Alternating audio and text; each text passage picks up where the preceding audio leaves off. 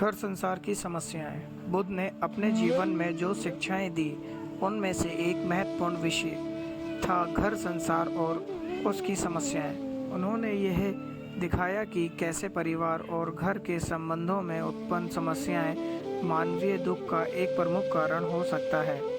इस कहानी के माध्यम से हम यह जानने की कोशिश करेंगे कि बुद्ध ने किस प्रकार घर संसार की समस्याओं का समाधान, सुझाव और उनके उपदेशों का पालन करने से किस प्रकार जीवन में शांति और संतोष प्राप्त किया जा सकता है।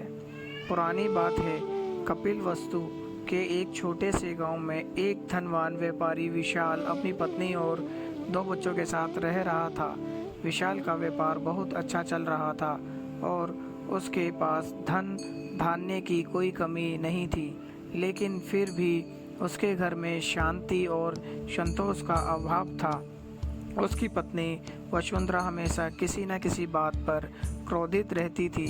बच्चे भी अक्सर आपस में झगड़ते रहते थे। विशाल को एक बात की बहुत चिंता थी कि उसके परिवार में इतनी अशांति क्यों है। एक दिन उसने सोचा कि यह समस्या का समाधान पाने के लिए वह बुद्ध के पास परामर्श करेगा, जो उस समय कपिलवस्तु में ठहरे हुए थे।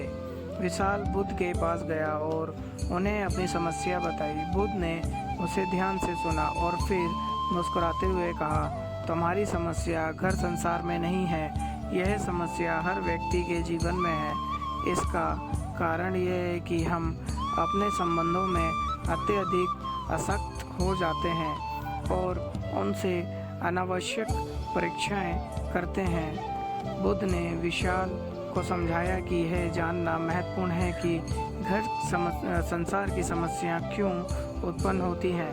उन्होंने बताया कि मानव स्वभाव में मोह, क्रोध, अज्ञानता के कारण है ये समस्या उत्पन्न होती है। उन्होंने विशाल को निम्नलिखित उपदेश दिए।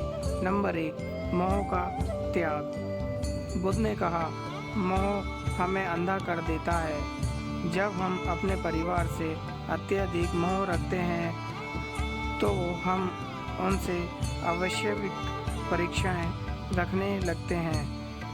जब ये अपेक्षाएं पूरी नहीं होती तो हमारे मन में क्रोध और दुख उत्पन्न होता है। मोह का त्याग करने की ही हम शांति प्राप्त कर सकते हैं। नंबर 2, सही दृष्टि। बुद्ध ने बताया कि हमें अपने परिवार के सदस्यों को उनकी वास्तविकता में देखना चाहिए, ना कि अपनी अपेक्षाओं के आधार पर।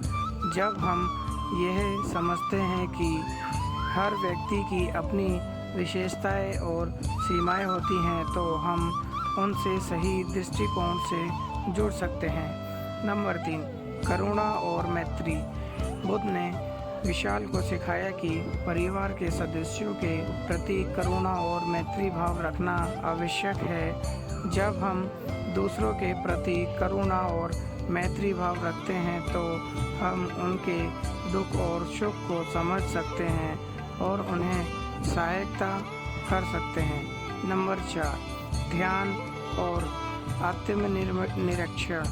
ध्यान और आत्मनिरीक्षण।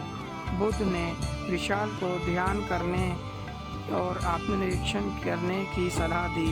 उन्होंने कहा, ध्यान हमें अपने मन की शांति को प्राप्त करने में मदद करता है और आत्मनिरीक्षण से हम अपनी गलतियों को समझ सकते हैं और उन्हें सुधार सकते हैं।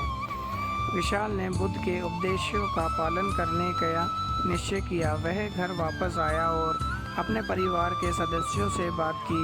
उसने उन्हें भी बुद्ध के उपदेशों के बारे में बताया और उनसे अनुरोध किया कि वे भी उन उपदेशों का पालन करें। विशाल ने सबसे पहले अपने मन से मोह का त्याग किया। उनसे अपनी पत्नी और बच्चों से अपनी अपेक्षाओं को कम कर दिया और उन्हें वैसे ही स्वीकार करना शुरू कर दिया जैसे वे थे। उसने अपने परिवार के सदस्यों के प्रति करुणा और मैत्री भाव रखना और उनकी समस्याओं को समझने की कोशिश की। विशाल और उसके परिवार ने ध्यान और आत्मनिरीक्षण को अपने जीवन का हिस्सा बना लिया। वे रोजाना ध्यान करने लगे और अपने मन की शांति को प्राप्त करने की कोशिश करने लगे।